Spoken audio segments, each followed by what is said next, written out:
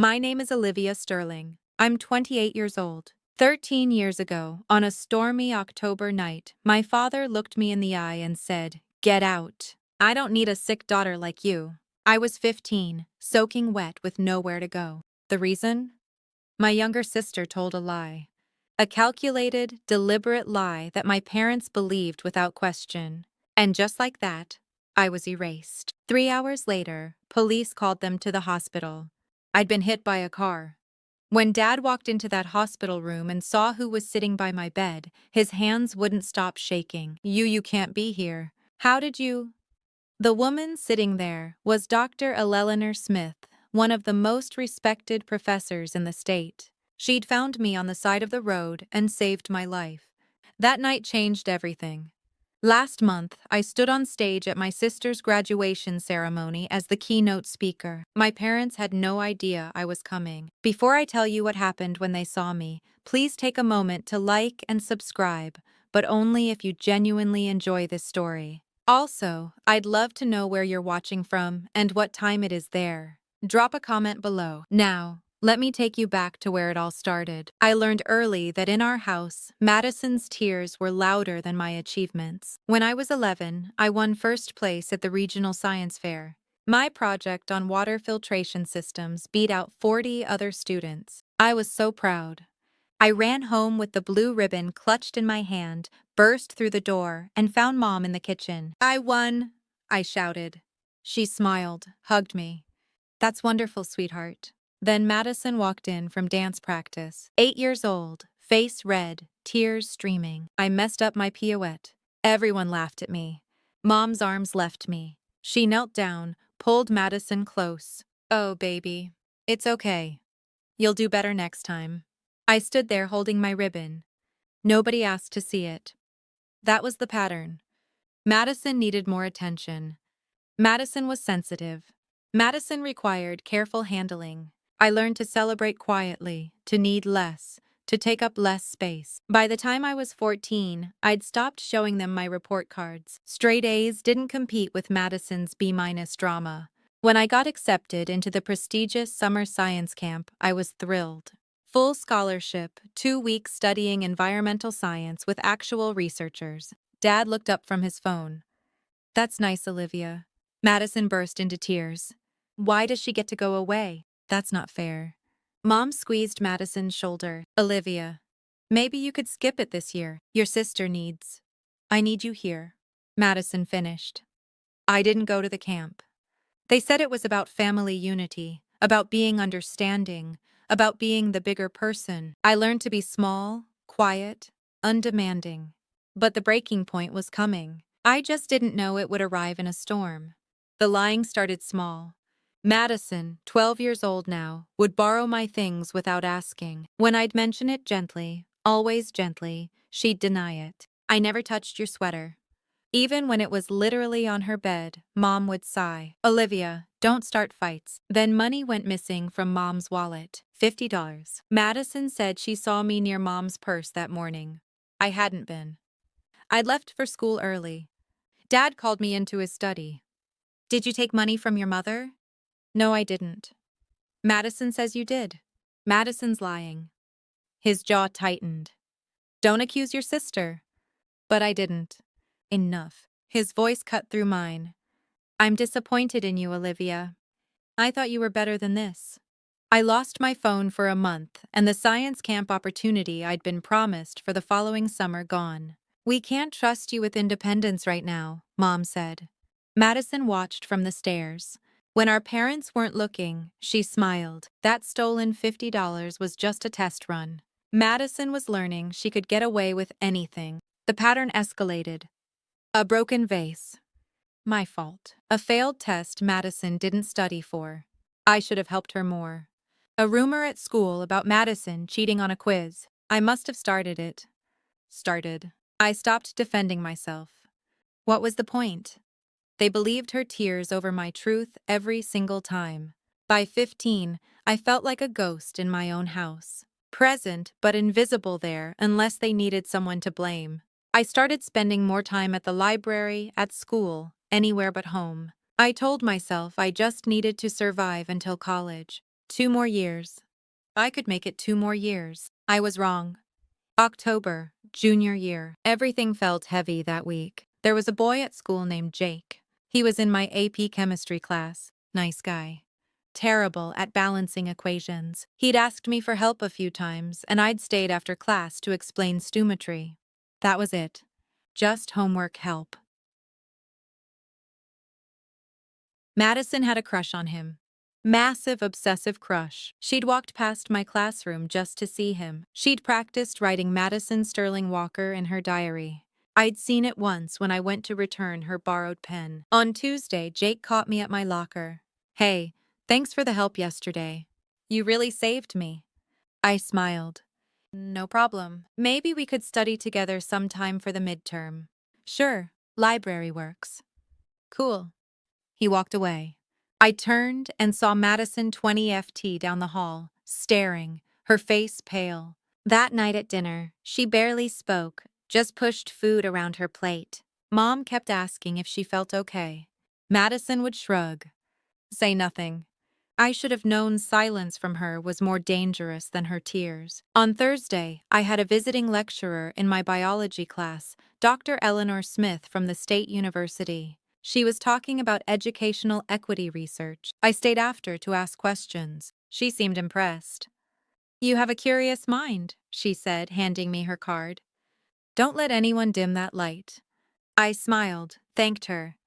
Had no idea she would save my life. A week later, that Friday, the storm warning started. Big one coming. Everyone was preparing, stocking up, battening down. Madison still wasn't talking to me. Wouldn't even look at me. I remember thinking, at least I'll have the weekend to catch up on homework in peace. I had no idea what she was planning. Friday night. The rain started around 6. We ate dinner in near silence. The weather alert kept buzzing on Dad's phone. Wind advisories, flood warnings, everyone was tense. Madison picked at her pasta. I could feel her watching me. When I glanced up, she'd look away. After dinner, I went to my room, started my English homework. Outside, the wind was picking up. Rain hammering the windows. The kind of storm where you're grateful to be inside. Around 8, I heard crying downstairs. Madison, loud, heaving sobs. I froze, put down my pen, listened. Mom's voice soothing. "Sweetheart, what's wrong? Talk to me." More crying. I waited. Maybe she'd twisted her ankle. Maybe she'd failed another test. Maybe Olivia. Dad's voice, sharp, angry. "Get down here now." My stomach dropped. I walked downstairs slowly. Each step felt heavy. Madison was on the couch, face buried in Mom's shoulder. Mom was stroking her hair. Dad stood by the fireplace, arms crossed, face red. "What's going on?" I asked. Madison looked up, eyes swollen, tears streaming. She looked at me, and for just a second, less than a second, I saw something else behind those tears. Something cold. Then it was gone. "Tell her what you told us," Dad said. His voice was ice. Madison's lip trembled. "Why do you hate me so much?" "What?" I stepped closer. "I don't hate you." "Then why?" She hiccuped, sobbed. "Why have you been spreading rumors about me at school?" My mind went blank. What rumors? About me and Jake? About me cheating on that quiz? About me being a liar? The floor tilted. "Madison, I never don't lie to her," Mom said quietly. "Just don't." I didn't know what she was talking about, but I was about to find out, and it would cost me everything. "I didn't spread any rumors," I said. My voice shook. "I don't know what you're talking about." Madison pulled out her phone, hands trembling, then explained this. She showed Mom a screenshot, some group chat, messages I'd supposedly sent, vicious stuff about Madison, things I would never say. But there was my name, my profile picture. "I didn't write those," I said. "Someone's using my account. Stop." Dad's voice cracked like thunder. "Just stop lying." "I'm not." "And Jake?" Madison whispered. "You knew I liked him, but you've been flirting with him, trying to make me look stupid. He asked me for help with chemistry. That's all. That's all." Madison's voice rose. You've been staying after class with him, meeting him at the library. He told his friend he thinks you're pretty. We're study partners. You tried to steal him from me. Madison was standing now. And last week, you pushed me on the stairs. Look. She pulled up her sleeve. A bruise on her forearm. Dark purple. I stared. I never touched you. You did, Mom. She did. I didn't want to say anything, because I thought maybe she was just stressed. But Mom stood up, moved between us. Olivia, this is serious. If you hurt your sister, I didn't. Then how did she get that bruise? Dad demanded. I don't know. Maybe she did it herself. The words hung in the air. Madison's eyes went wide. Fresh tears. You think I'd hurt myself just to defame you? Yes, I was shouting now, desperate. Yes, because you do this. You lie. You've been lying about me for years. Dad took a step toward me. Is this true, Olivia? You've been bullying your sister, making her life miserable. No. God, no. Please just listen. I've heard enough. Enough. Dad's fist slammed on the mantel. I've heard enough of your excuses. They're not excuses. Please, just let me explain. There's nothing to explain. Mom's voice was quiet, disappointed. I thought we raised you better than this. Madison sobbed into her hands. The perfect picture of a victim. I looked at her, really looked at her. And for a moment, she looked back, and she wasn't crying anymore. Her eyes were dry, calculating. You're lying, I said, barely a whisper. I'm not, she said, and her voice didn't shake. You are. You made all of this up, Olivia. Mom started. She's lying. I turned to Dad. Please, you have to believe me. I would never hurt her. I would never spread rumors. She's doing this because she's jealous. Because Jake doesn't like her. Because that's it. Dad's voice went cold, flat. I don't want to hear another word from you. You're sick. Something's wrong with you. The word hit like a slap. Sick. I'm not. You need help. Professional help. But right now, he pointed to the door. Right now, I need you out of my sight. The rain was pounding outside. Thunder shook the windows. Dad, it's storming. I don't care. Where am I supposed to go? That's not my problem. His face twisted. Get out. I don't need a sick daughter like you in this house. The words carved into me. Sick daughter. Like I was diseased, broken, wrong. I looked at Mom, begging silently. Say something. Stop him. Tell him this is insane. She turned away, kept her arm around Madison. I grabbed my jacket from the hook. My hands were shaking so hard I could barely zip it. The door slammed behind me. Through the window, I could see Madison watching me leave. She wasn't crying anymore. She was smiling. The rain hit me like a wall. Cold. Angry. Within seconds, I was soaked through. I stood on the porch for a moment, waiting. Maybe Dad would come after me. Apologize. Say he'd overreacted. The door stayed closed. I started walking. Nowhere to go. Just away. Away from that house. Away from Madison's lies. Away from parents who believed I was sick. My phone buzzed. Low battery, 8%. I pulled it out. Tried calling my friend Sarah. No answer, Jessica. Straight to voicemail. It was Friday night. Everyone was home with their families. Safe, dry, not me.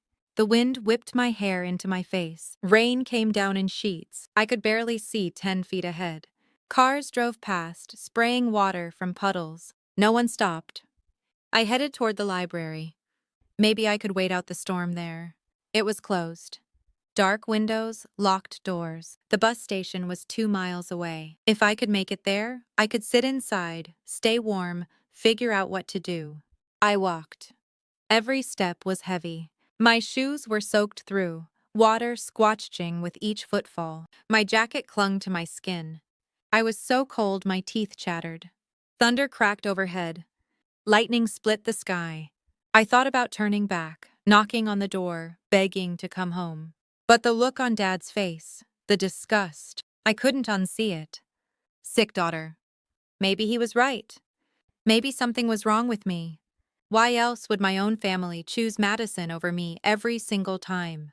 The bus station was still a mile away. The rain got heavier, the wind stronger. I didn't see the headlights until it was almost too late. I was crossing at an intersection. The light was green. I'm sure it was green, but the rain was coming down so hard and the wind was howling and I couldn't see clearly. The car came out of nowhere. Headlights bright and blinding, a horn blaring, brakes screeching. I tried to jump back. Wasn't fast enough. The impact threw me sideways. I felt my body hit the hood, then the pavement hard. My head cracked against the asphalt. Pain exploded through my skull, white hot and all-consuming. I couldn't move, couldn't breathe. Rain poured into my mouth, my eyes. Everything was sideways. Wrong. I heard a car door slam, footsteps running, splashing through water. Oh my God. Oh my God. A woman's voice panicked. Sweetheart, can you hear me? I tried to answer. Nothing came out. Don't move. Just stay still. I'm calling 911. Her hands were on my shoulder. Gentle. Stay with me. Okay. What's your name? I blinked, tried to focus. Her face was blurry, dark hair, rain streaming down her cheeks. She looked familiar. Had I seen her before? My parents? I managed. My voice was barely a whisper. Your parents? Okay. What's their number? I'll call them. They don't? I coughed. Tasted blood. They don't want me. Her face changed. What? They kicked me out. The words felt heavy. Said, I'm sick. Don't want me anymore. She stared at me, rain pouring down between us. I saw something shift in her expression. Recognition, maybe, or horror. You're going to be okay, she said, but her voice shook. I promise. You're going to be okay. Sirens in the distance getting closer. The woman's face was the last thing I saw before everything went black. I don't remember the ambulance. Don't remember arriving at the hospital. My first clear memory is sound. Beeping machines, fluorescent lights buzzing, the smell of antiseptic, and a voice. The woman from the accident. She has a severe concussion, possible internal bleeding. You need to keep her for observation. I tried to open my eyes. Too heavy. Everything hurt. I'm staying. That same voice. Firm now, not panicked anymore. I'm not leaving her alone. Ma'am, are you family? I'm the one who hit her with my car. I'm staying until her parents arrive. Time passed. I drifted in and out. Voices came and went. At some point, I heard new voices, familiar ones. We're Olivia Sterling's parents. Dad? He sounded strained. Mr. and Mrs. Sterling. The woman's voice again. Cold now. Professional. I'm Dr. Eleanor Smith. A pause. Recognition clicking. You're a professor at the state university. Mom said. I am Dean of Graduate Studies. Actually, her tone could cut glass. I'm the one who hit your daughter with my car tonight. It was an accident, Dad said quickly. We don't blame. She ran across the road in the middle of a storm. She was soaking wet, alone at night. Dr. Smith's voice rose. She was 15 years old. Why was she out there? Silence. Mr. Sterling, I asked you a question. We had a family situation, a discipline issue. A discipline issue. Dr. Smith repeated the words slowly. What kind of discipline issue involves putting a child out in a storm? We didn't. It wasn't like that. Then what was it like? Because your daughter told me something before she lost consciousness. She said her parents didn't want her anymore. She said you told her she was sick. More silence. You're lying. Madison's voice. Small. Scared. Olivia's making that up. She was barely conscious. She wasn't making anything up. I heard footsteps. Someone walking away from my bed. Dr. Smith's voice further. Now I need to speak with a social worker. Now that won't be necessary. Dad's voice trying to sound authoritative. Failing. We're her parents. We'll handle this from here. With all due respect, sir, you've handled it enough. This is a private family matter. The moment you sent a minor out in a storm, it stopped being private. Dr. Smith's footsteps came back. I felt her hand on mine, warm, protective. I'm not leaving until I know she's safe. A different voice now, a police officer. Mr. Sterling, we need to ask some questions. We haven't done anything wrong, Mom said, but her voice was shaking. Your daughter was hit by a car at 11 p.m. in a major storm. She's 15 years old. We need to understand why she wasn't home. I tried to open my eyes, managed to flutter them. Everything was blurry, shapes moving. I saw Dad's silhouette, Madison behind him. Dr. Smith noticed. She's waking up. Everyone out now. She's our daughter. Dad started. And I'm the doctor in this room. Out. Footsteps, voices fading, the door closed. I felt Dr. Smith lean closer. Her hand squeezed mine gently. You're safe now, she whispered. I promise you're safe. I wanted to believe her, but safe was a foreign word. I hadn't felt safe in years. I closed my eyes again. Let the darkness take me. When I woke up 3 days later, my parents were gone. Dr. Smith was still there. She'd kept her promise. She hadn't left me alone. The concussion was severe. I spent 4 days in the hospital. Dr. Smith came every day, brought books, sat by my bed, talked to me about college, about science, about futures I'd never imagined. My parents visited once, brought a bag of clothes, some schoolwork. They stood at the foot of my bed, uncomfortable. Strangers in hospital scrubs. We're glad you're okay, Mom said. Dad nodded. You gave us quite a scare. Neither said sorry, neither explained, neither asked if I wanted to come home. Madison didn't come at all. On day 5, a social worker came. Her name was Rita.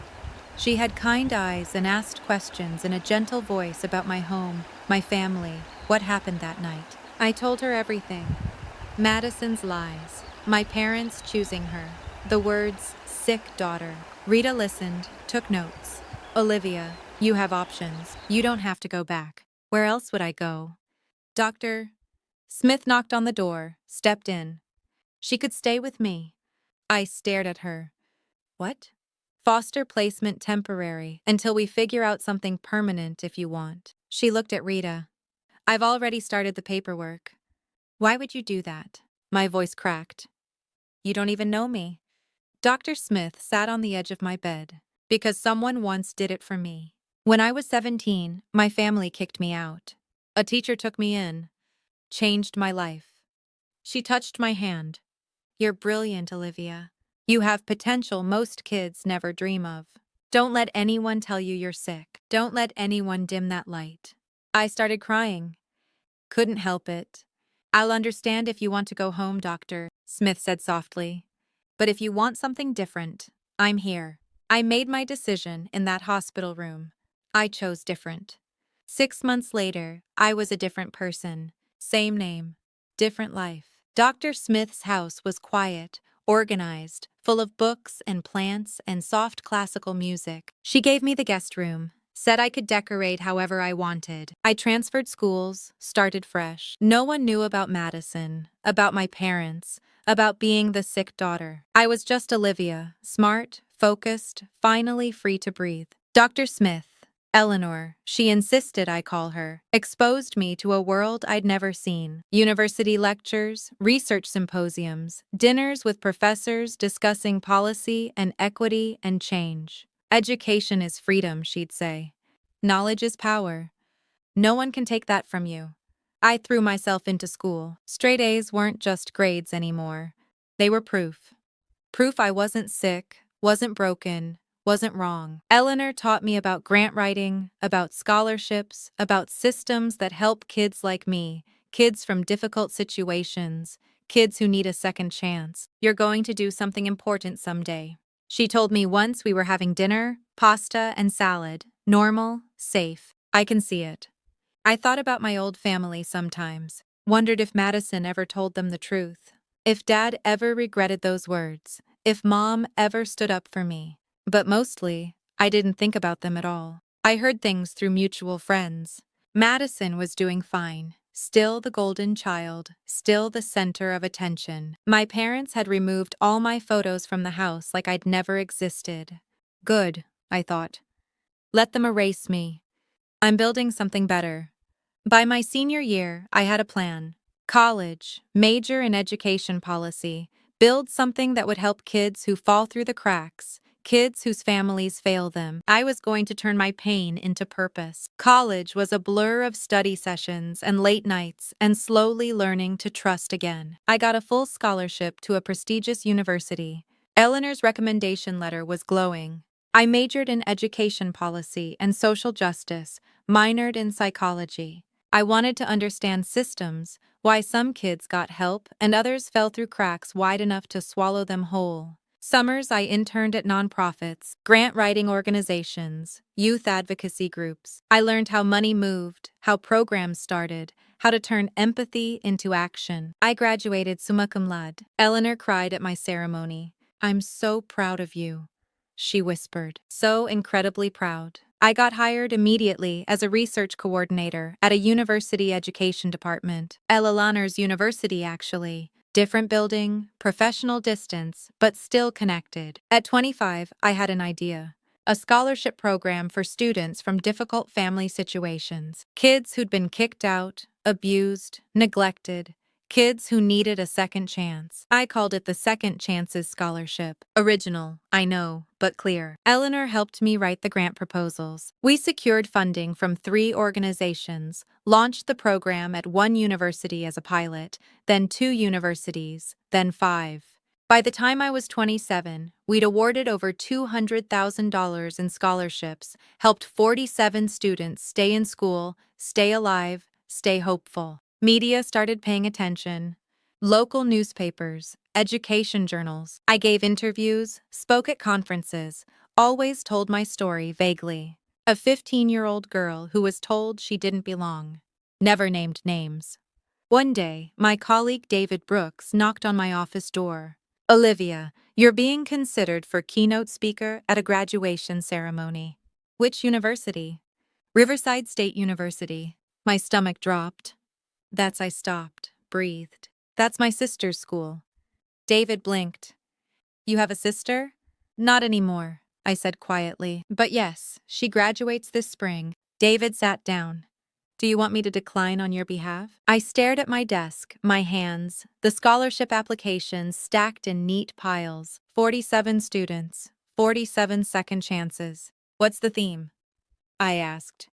"Resilience and educational equity." President Walsh specifically requested. "You said your work embodies everything the ceremony should represent." My work, the scholarship program born from being thrown away, from being called sick. Would I have to? I paused. Would I have creative control over my speech? Complete control. They just want you there.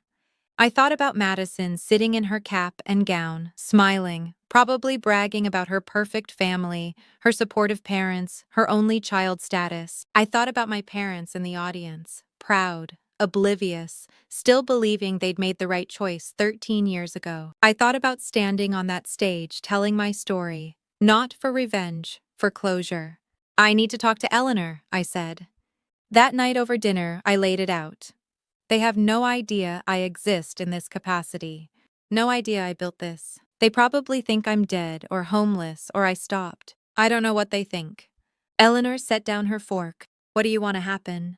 "I want to close the chapter properly, not with anger, with truth. And if they're hurt, they hurt me first." I met her eyes.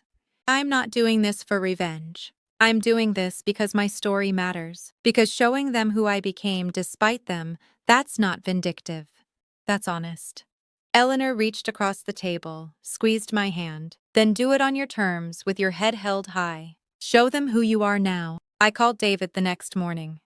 "Tell President Walsh I accept." I didn't see Madison in person, but I heard things, saw things. Social media makes ghosts visible. She posted constantly. Her senior year was documented in filtered photos and carefully curated captions. Brunches with friends, study sessions that looked more like photo shoots. The perfect college experience. "Can't believe I'm graduating in 2 months." One caption read, So grateful for my parents who supported me every step of the way. Hatch blessed Hash family first. The comments poured in.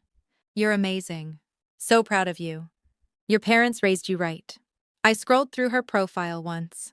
Just once. Morbid curiosity. There were no photos of me, no mentions of a sister in her digital universe. I'd never existed. One post caught my attention. Madison at dinner with our parents. Big smiles, wine glasses raised, celebrating my graduation with the two best people in the world. Love you, Mom and Dad. Dad looked older, gray at the temples. Mom looked tired, but they looked happy, proud. I closed the app. Through old acquaintances, people I'd known before the storm, I heard Madison was excited about graduation, big ceremony. All her friends would be there. Her parents were throwing a party afterward. The keynote speaker is supposed to be really good, one friend posted in a group chat. I was still accidentally part of some researcher who started a scholarship program. Should be inspiring. Madison had replied, Ugh, those speeches are always so boring, but whatever. It's my day. I smiled at that, took a screenshot, saved it, not for revenge, just for proof that she had no idea, no clue what was about to happen. I wondered if she'd recognize me. 13 years was a long time. I'd changed, grown up, become someone else entirely. Guess we'd find out. I wrote my speech over 2 weeks, drafted, revised, cut, added, read it aloud to Eleanor a dozen times. Don't mention names, Eleanor advised. Tell the story. Let people connect the dots themselves. The speech opened with statistics, educational inequity, students who fall through systemic cracks. Then it shifted personal. At 15, I was told I didn't belong, that something was wrong with me, that I was too broken to keep. I practiced in front of the mirror, watched my face stay calm, composed, professional. But someone saw potential instead of problems. Someone gave me a second chance. And that changed everything. No tears, no anger, just facts, just truth. David arranged everything. Parking, credentials, my name in the program. Olivia Sterling, director of Second Chances Scholarship Program. The night before, I couldn't sleep. Lay in bed staring at the ceiling, thinking about Madison, about Dad's voice saying, sick daughter, about Mom turning away. Was I doing this for the right reasons? Eleanor knocked softly, came in with tea, sat on the edge of my bed like she had 100 times before. Second thoughts? She asked. Just thoughts. You're not the girl they threw away, Olivia. You're the woman who built herself back up. Remember that tomorrow? I sipped the tea. Chamomile. Honey, will you be there? Front row always. Morning came too fast. I dressed carefully. Navy suit. Professional, but not stuffy. Ella Launer's grandmother's pearl necklace. She'd insisted I borrow it. In the mirror, I looked confident, successful, nothing like the soaked 15-year-old who'd been told she was sick. I was ready. The campus was beautiful. Old brick buildings, manicured lawns, students in caps and gowns everywhere, families taking photos, laughter, excitement. The air buzzed with possibility. I arrived early, met President Walsh in his office. He was warm, effusive. Ms. Sterling, we're honored to have you. Your work is extraordinary. Thank you, sir. The students will be inspired. I'm sure of it. David walked me to the auditorium. Backstage was controlled chaos. Faculty adjusting robes, staff checking microphones, graduates peeking through curtains at the filling seats. I looked at the program, scanned the graduate names. There, row 3. Madison Sterling, Bachelor of Arts Communications. My heart kicked against my ribs. You okay? David asked. Yes, I folded the program. Just ready. Eleanor arrived. She wore a beautiful emerald dress, looked proud. She hugged me tight. You've got this. I know. Remember, I know. I smiled. Head high, truth clear. No revenge, just honesty. She kissed my cheek, went to find her seat. The auditorium was filling. I could hear the murmur of voices. Hundreds of people, families, friends, all here to celebrate their graduates. Somewhere out there, my parents were sitting down, probably in the middle section. Good view. excited for Madison's big moment. They had no idea who the keynote speaker was. David had confirmed the program listed my name, but buried in small print. Most people didn't read speaker bios carefully. They'd find out soon enough. President Walsh touched my shoulder. 5 minutes you're on.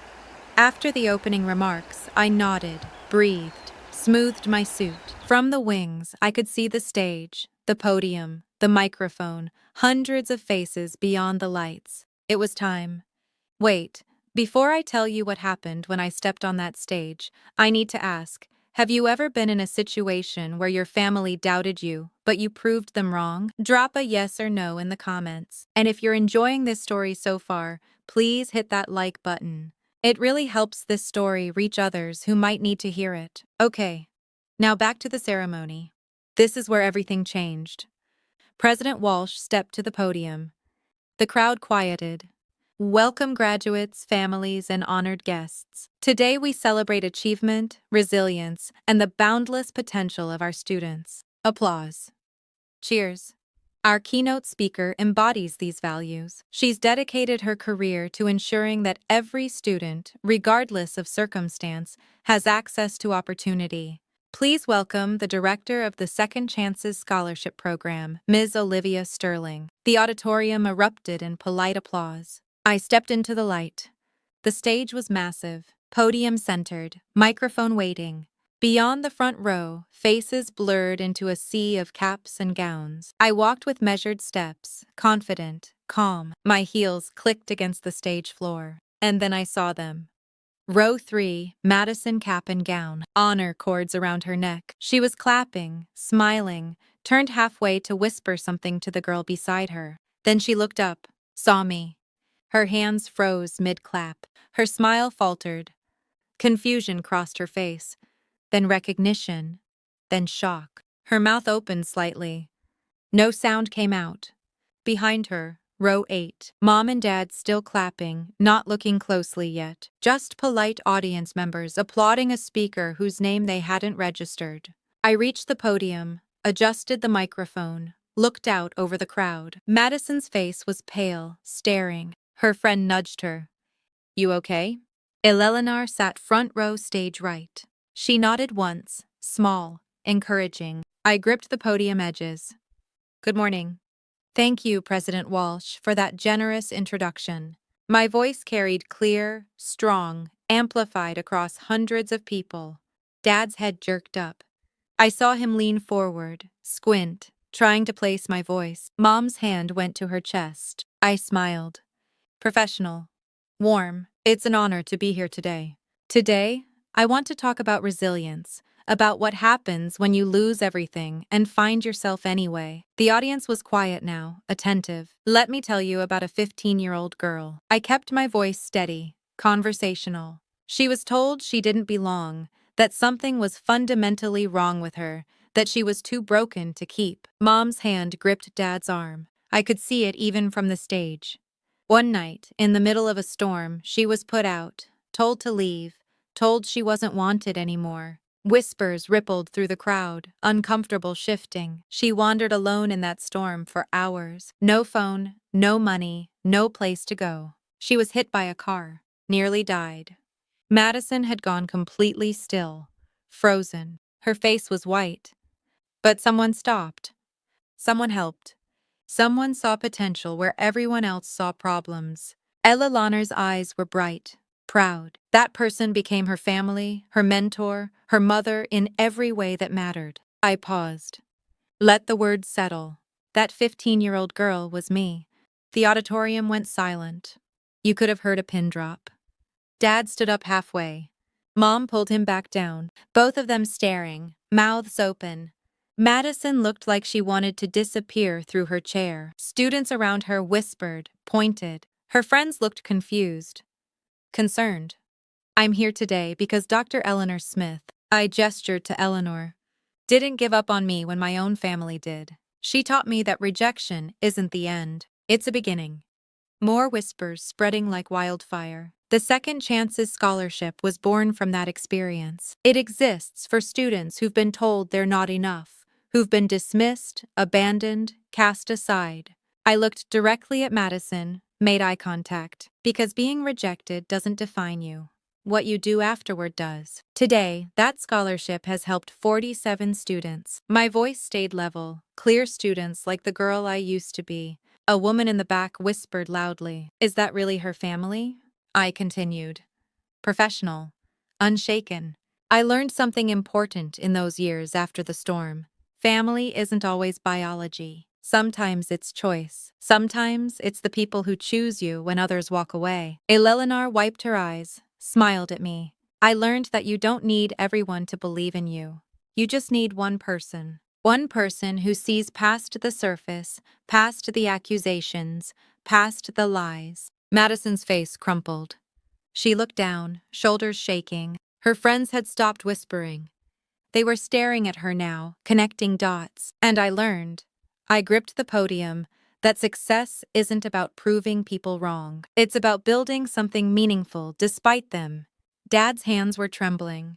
He looked like he wanted to run, leave, escape.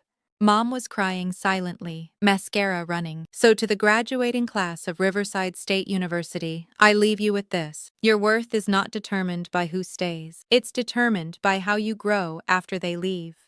I paused. Let that land.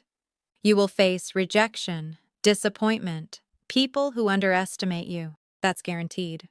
I looked across the sea of graduates, young faces, hopeful. But you get to decide what happens next. You get to choose who you become. Standing ovation slowly at first, then building students, standing faculty families. Not everyone.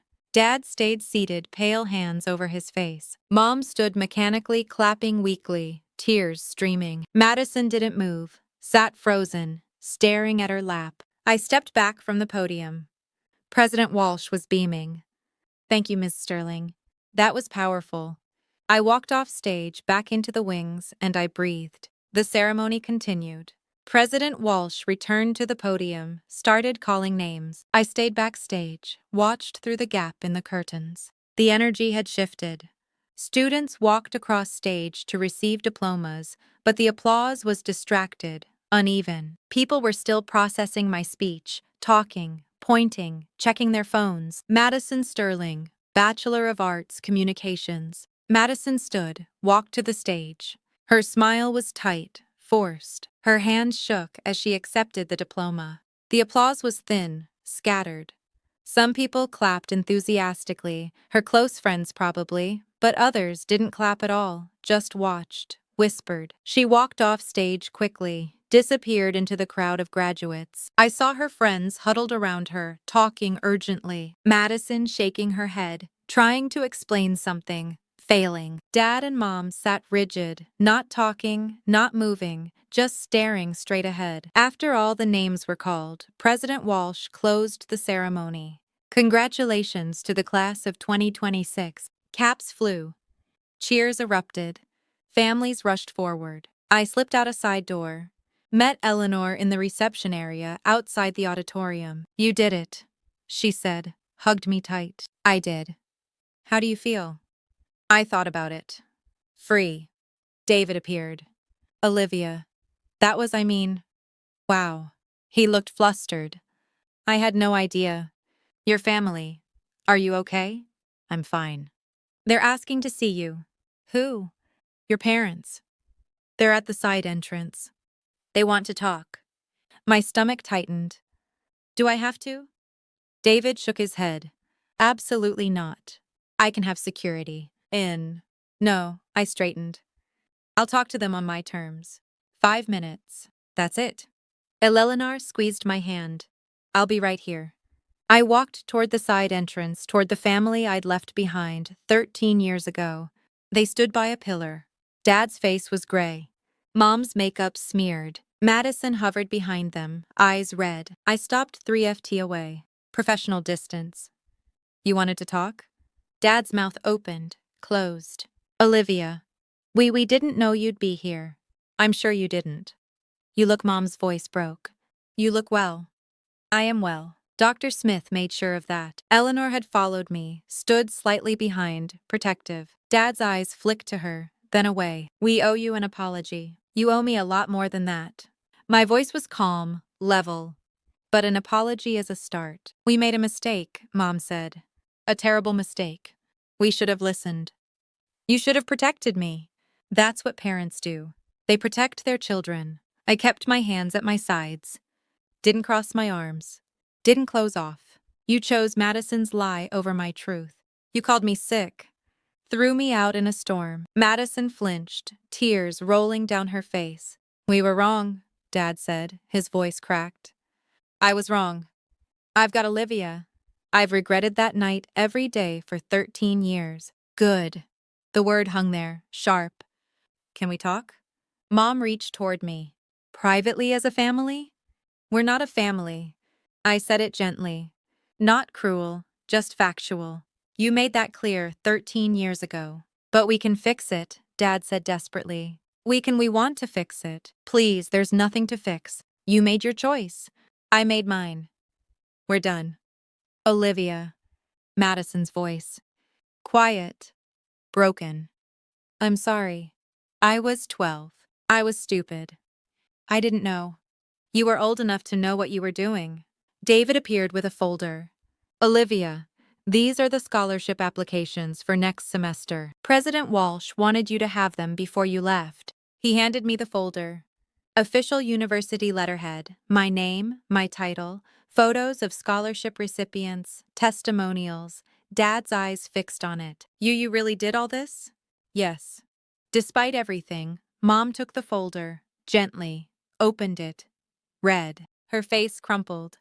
200 students, 47 so far, but we're expanding. You're a director? Senior director. As of last month, I took the folder back. I work with 5 universities. We've granted over $200,000 in scholarships to students from difficult situations. President Walsh joined us, oblivious to the tension. Ms. Sterling, that was the best keynote we've had in years. The students are still talking about it. Thank you, President Walsh. He turned to my parents. Are you Olivia's family? You must be so proud. Silence. They are. Eleanor said smoothly. Aren't you, Mr. Sterling? Dad's jaw worked. Yes, very proud. President Walsh beamed. Ms. Sterling is one of our most valued partners. Her program has changed lives, literally saved some of these kids. He shook my hand, walked away. Dad stared at me. Really looked. We had no idea. You never asked. I kept my voice soft, not angry, just tired. You erased me. Pretended I never existed. Why would you know? I tried to find you, Mom whispered. After the hospital, you disappeared. I changed my name legally, made it harder. I met her eyes. I needed you to not find me. I needed space to heal. Did you? Dad asked. Heal? Yes. No thanks to you. Madison's friends approached, 3 of them looking uncomfortable. Madison. One girl touched her arm. Is that true? Is she really your sister? Madison nodded, couldn't speak. You said you were an only child. I know. You told everyone your sister died. Another friend's voice was cold. Last year you said she died in a car accident when you were 12. My eyebrows rose. You told them I was dead. Madison's face flushed. I didn't. It was easier than explaining. Explaining what? The first friend demanded. That your family kicked her out. That you lied about her. It wasn't like that. Then what was it like? The third friend looked at me. I'm sorry. I'm so sorry this happened to you. Thank you, I said quietly. They walked away. Madison stood there alone watching them leave. Madison, Mom started. Don't. Madison's voice was sharp. Just don't. She looked at me. Really looked. I wanted to tell them so many times. I wanted to tell everyone the truth, but I was scared. Scared of what? That they'd hate me. That everyone would hate me. She wiped her eyes. They were right too. I deserve it. Madison, I stepped closer. I don't hate you. I forgive you for my own peace, not yours. But I don't want a relationship. I need you to respect that. Can't we just know? Firm. Clear. You made choices for 13 years. Choices to keep lying, to keep me erased. That's not childhood stupidity. That's who you became. Madison sobbed. Mom pulled her close. I looked at Eleanor. Can we go? Yes. She linked her arm with mine. Let's go home. We walked away. Didn't look back. Didn't look. Behind us, I heard Madison crying, her dad saying my name. Weak. Desperate. I kept walking. Okay, I need to pause here for just a second. That moment, standing there watching Madison realize she couldn't lie her way out, it was 13 years in the making. If you've ever had to set boundaries with toxic family members, drop a comment. Boundaries matter. And if this story is resonating with you, please subscribe. I share these stories because I know someone out there needs to hear them. Now, let me tell you what happened in the weeks that followed. The week after graduation, my phone wouldn't stop buzzing. Voicemails from Dad. Please call back. We need to talk. I'm so sorry. We're so sorry. Just please. Emails from Mom, long rambling, full of apologies and excuses. We were under so much stress. Madison was going through a phase. We didn't understand what we were doing. I didn't respond. Not yet. Work kept me busy. Scholarship applications poured in. The ceremony had gone viral. Not the whole thing, but my speech. Someone had recorded it, posted it to social media. 50,000 views, then 100,000. Comments flooded in. This woman is incredible. Family isn't blood. It's who shows up. I cried. This is exactly what I needed to hear. But also, anyone know if this is real? What university was this? Need to know what happened to the sister? I ignored them, focused on work. Then an email came from one of Madison's former friends. Subject line, you deserve to know. Inside screenshots, group chats, Madison's friends discussing her, distancing themselves. One message stood out. I can't believe she lied about her sister being dead. That's psychotic. Another, I'm uninviting her from my wedding. I don't want drama. Madison's carefully constructed social life was crumbling. Part of me felt bad. A small part. The larger part felt nothing, just relief. Eleanor and I had dinner. Quiet, comfortable. How are you processing? She asked. I don't know. Oh, I feel I paused, searched for the word. Free. Like I finally put down something heavy I didn't realize I was carrying. You did well, Olivia. Handled it with grace. They want to reconcile. Do you? I thought about it. Really? Thought. No, I don't think I do. She nodded, squeezed my hand. That's okay. You're allowed to walk away. 2 weeks later, Dad showed up at my office. My assistant buzzed me. Olivia, there's a Mr. Sterling here to see you. He doesn't have an appointment, but he says he's your father. My stomach tightened. Give me 5 minutes, then send him in. I closed my laptop, straightened my desk, breathed. Dad walked in looking 10 years older, gray hair, lines around his eyes, shoulders slumped. Thank you for seeing me, he said. I have a meeting in 20 minutes. I understand. He sat across from my desk, formal, like a job interview. Olivia, I need to say this. We were wrong. I was wrong. What I did to you, what I said to you, it was unforgivable. Yes, it was. Madison told us the truth. Finally, last week, she broke down, confessed everything, the lies, the manipulation, all of it. 13 years too late. I know. I know it doesn't fix anything. His hands shook. He clasped them together. But I need you to understand. We've been living with this guilt every day. Every single day. We look at that empty room, the photos we took down, and we know we destroyed something we can never get back. You're right. You can't. Can you forgive us? I leaned back, considered. Forgiveness isn't the issue, Dad. Trust is. And that's broken, shattered. You believed Madison's lies over my truth. You called me sick. You threw me out in a storm. I know. You don't know. My voice stayed calm, quiet. You don't know what it's like to be 15 and homeless in a storm. To be told by your own father that you're too broken to love. You'll never know. Tears rolled down his face. What can I do? Tell me what I can do. Nothing.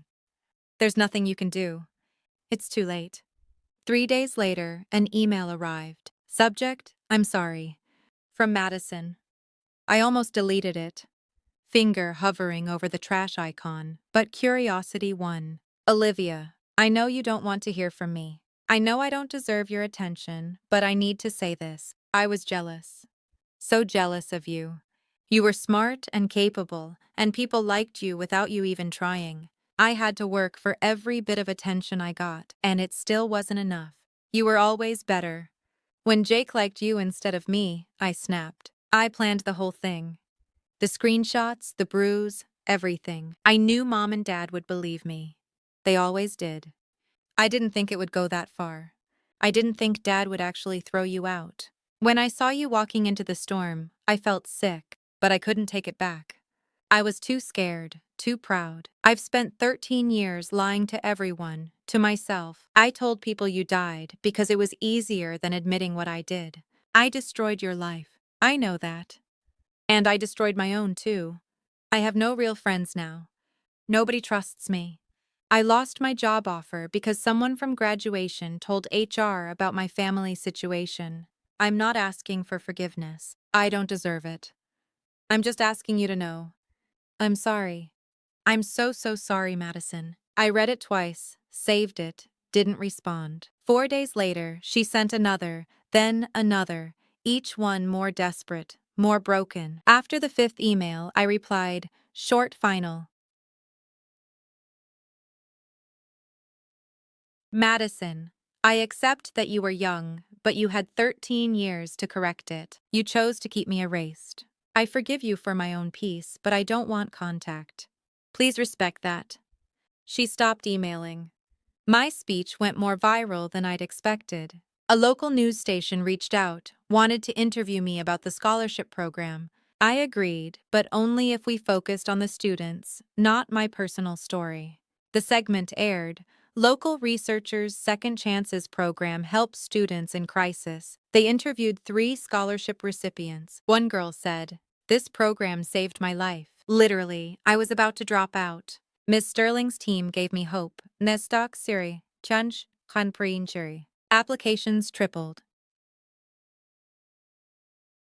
Funding requests poured in. 3 more universities wanted to partner. Education journals called. Would you write about your methodology? A national conference invited me to speak. Equity and education. Closing the gap. David knocked on my office door.